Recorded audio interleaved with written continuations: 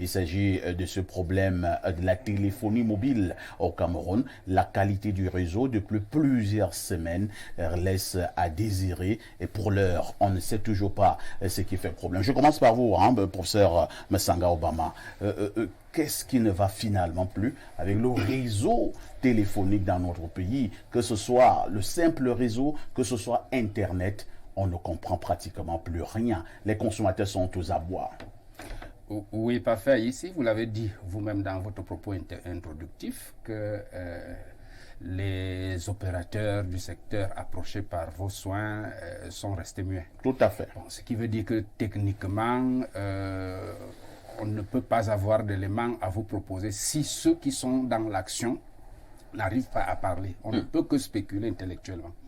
Bien, ceci dit, le constat est fait par tout le monde. Un soir, j'arrive chez moi, je trouve mes enfants en train de s'appeler, disent, vous savez, dans leurs expressions, Orange Andem.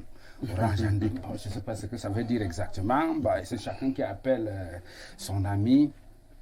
Donc, je me rends compte qu'il y a quelque chose qui ne va pas et ils disent non, il y a des bonus à profusion.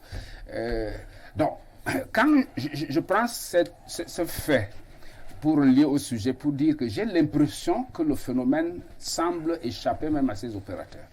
Donc, tout porte à croire qu'il y aurait quelque part un phénomène soit de piraterie, soit de, je ne sais pas, de technicité même du fonctionnement de ces opérations.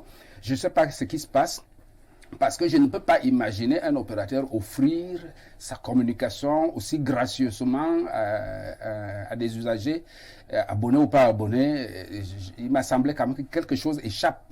Est-ce que c'est ce qui fait en sorte que maintenant, nous payons les pots cassés avec la mauvaise qualité du réseau? Et il me semble que si... Est-ce que ces problèmes sont liés? Il me semble... Enfin, je vous ai dit que, sur le plan de la technicité, je suis le mal outillé parce que ce n'est pas mon domaine.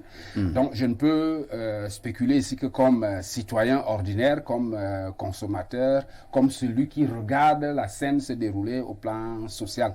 Donc, je me suis dit... S'il y a des éléments qui échappent à ces opérateurs, il est tout à fait logique de concevoir que c'est la technologie qui elle-même n'est pas maîtrisable. Et si elle n'est pas maîtrisable, on peut imaginer logiquement aussi que la communication, que le service offert soit quelque peu insatisfaisant. Tout à fait.